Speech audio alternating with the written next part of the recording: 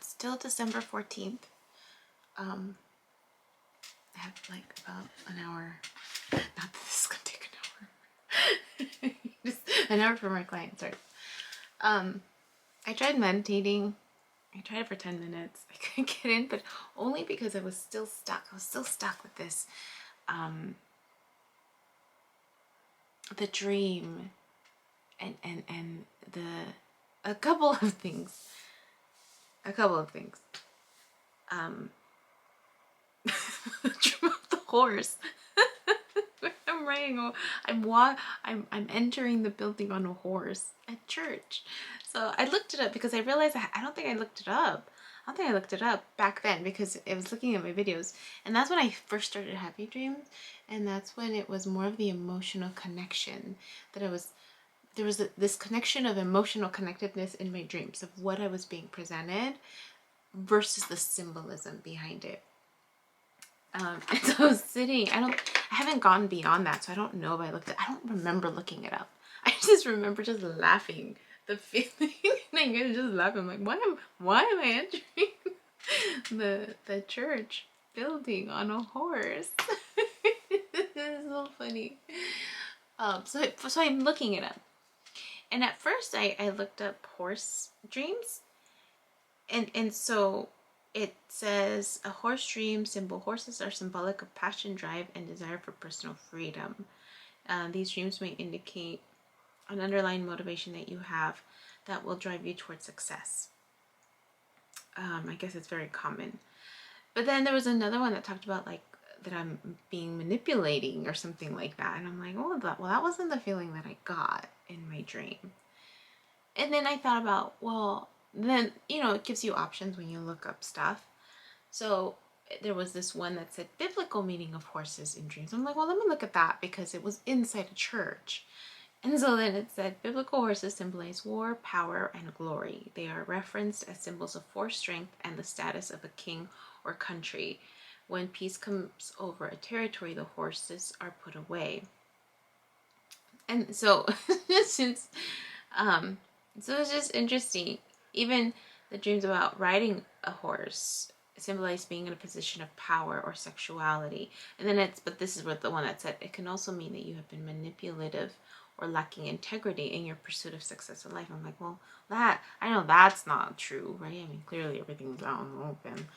I'm not being manipulative. I'm just speaking my truth. That's all I'm doing.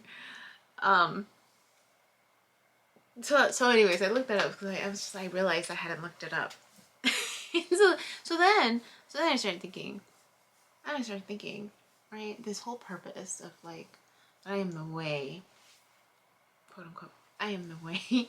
So I'm like, I know I'm not Jesus, right? I'm not saying that I am. But then like, why would I be told those words, right? The only thing I can continue to connect with is that I am the way to healing. That's the only thing I can think of. That's the only thing that I can connect with, that I'm a healer. That's all I know in the line of work that I do, right? And people tell me all the time, like, you're really good at what you do. My clients are so grateful. And then as I'm taking this spiritual business class, and one of the things that MJ said was that some people have this natural gift of healing with words. And then, so I struggle sometimes with my documentation. I mentioned that these are some of the videos that are coming out. I was supposed to be in this line of work. Like, this was not my line of work. I was supposed to be a teacher. And I fell into this. So the courses that I took, like the fundamental courses for mental health, like, I did what I needed to do to survive. Like, I was a good test taker. I was able to scan through the information and just kind of pick out what was important and do good on my paperwork. Like, I did well with the awareness of like, I'm never gonna need this again. Like, I'm never gonna need this again. And so the lingo, that's why I struggle with the lingo. There was another video that I don't either posted or I don't know, I'd have to look, or where I decided to do review, right, my clinical skills, going over 3 different modalities a day to remember the language. It's really about remembering the language for the documentation. And then I realized I attended a group supervision. It was optional, but I attend them sometimes because it's helpful. And she describes this term, behavioral activation. I'm like, a lot of us didn't know what that was. We're like, fortunately, it was a brave soul who raised her hand and asked more of this question. And then she's explaining it. I'm like, I tell my clients to do that all the time. So this is awareness. I don't have the language for what I'm doing, but I know what I need to do to help them. And I'm like, that's probably why I struggle a lot with my notes sometimes too. It's like, I know enough to document enough, but I can probably be so much more concise, right, in my documentation, to describe what I'm doing. But in reality, when I'm in front of this other individual, I don't need it, because I know what to say. I know how to navigate it instinctively. I just know.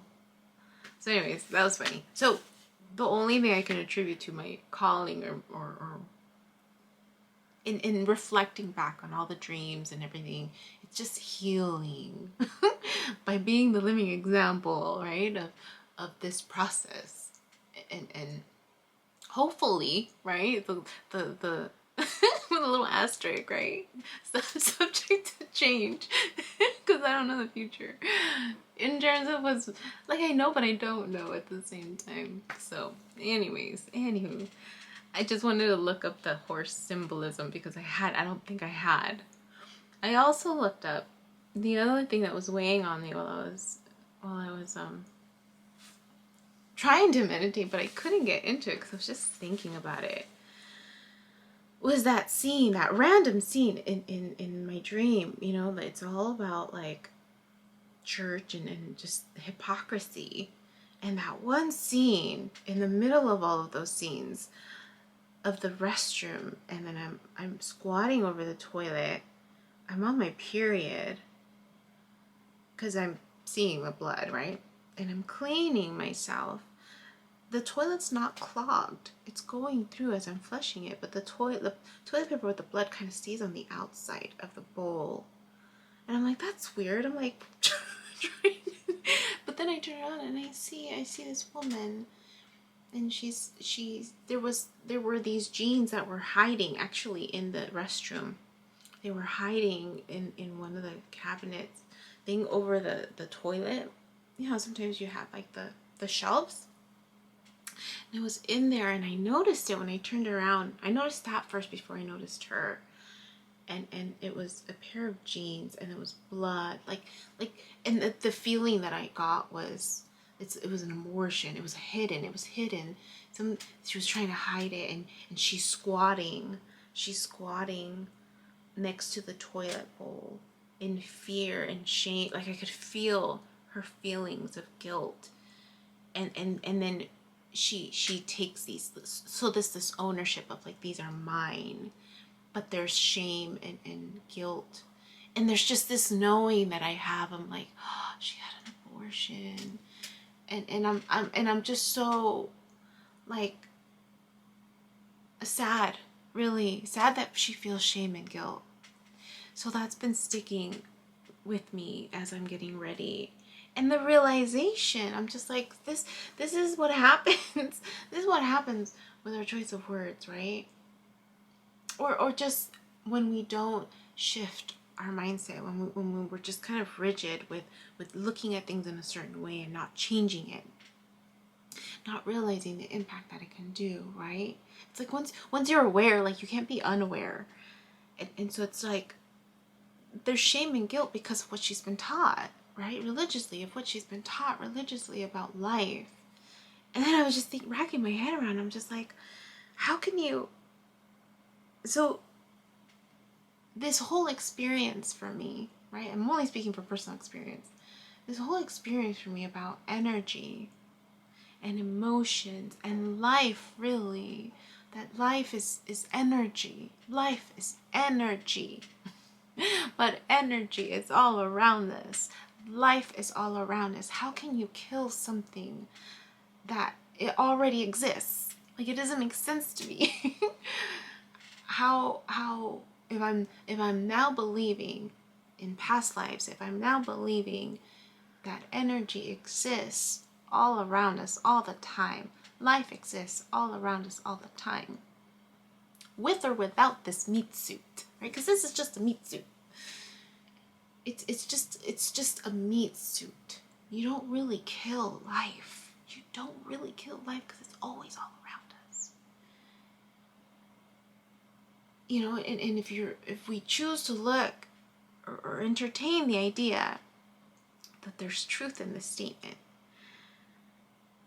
then it's we're living under this illusion, right? That when you have an abortion, you're killing a baby. No, you're not killing a baby. You're not killing life. Life exists. Without you, it exists. Life is all around us. And if it's all around us, just because you can't see it there anymore doesn't mean it doesn't exist. You can feel it. You can feel energy. You can feel life in different ways. And it's just the limitations of this meat suit that we're viewing it in that way. So you can't kill what's already all around us, right? And if anything, right, it's just, you just sent that baby back up to be brought back in a different meat suit. That's all. So you didn't really kill anybody. You didn't kill anybody.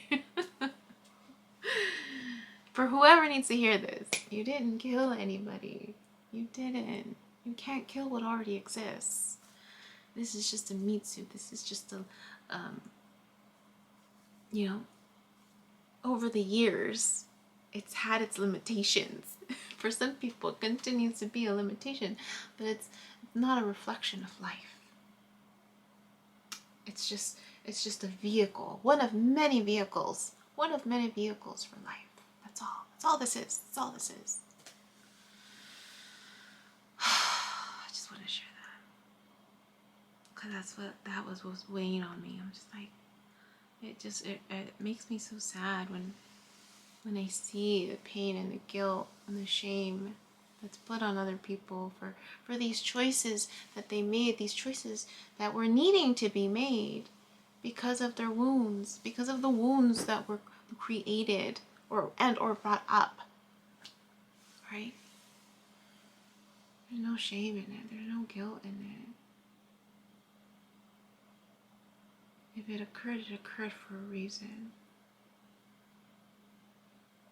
And then thinking about, you know, the people that are raped, people that are assaulted sexually, who didn't have a choice, right? Some external factor in the environment. And then this outcome. And I know people on both sides, people who had made the choice, right, because of the religious beliefs to move forward with this baby. That was not their choice to create life, right? It wasn't their choice. And people who chose an abortion.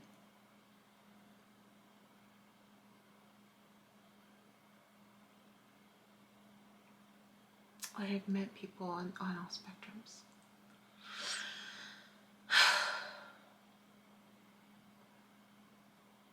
So that's what was triggered from that dream. For whoever needs it, right? Whoever just needs to look at their situation in a different way. To heal whatever is needing healing.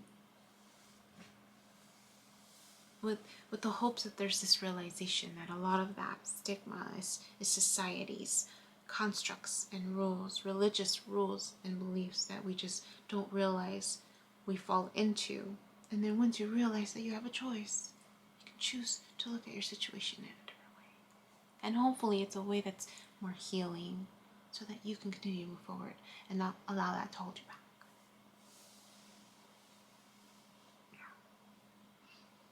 That's all I have to say about that. That's all I have to say about that. It's 10:22. I'm using the last 30 minutes to kind of get ready for the morning. I'm excited because I'm gonna go. I'm gonna apply for a new PO box.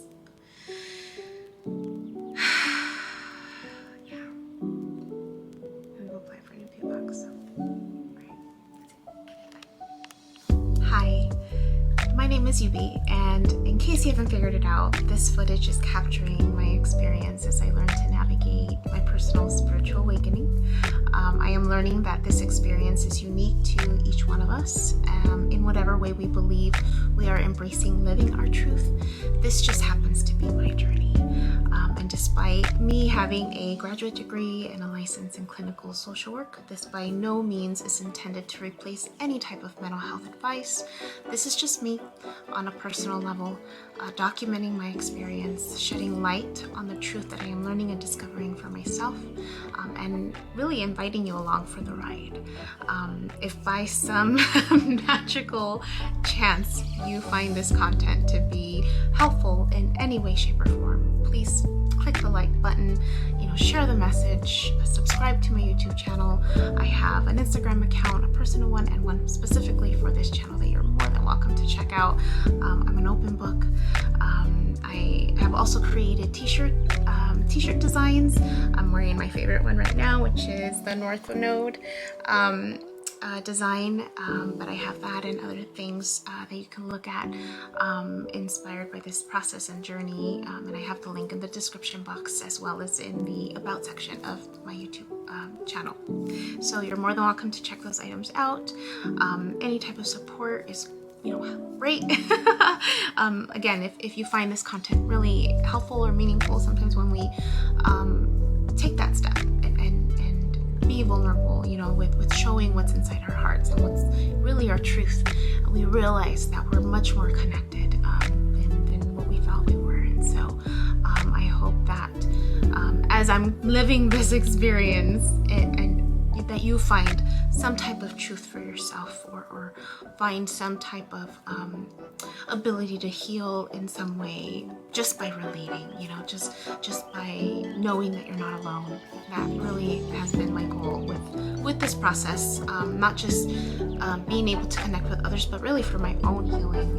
It's definitely been a therapeutic experience and a very creative one for myself. So I thank you, and I wish you all the best, and we'll see what else comes next for me.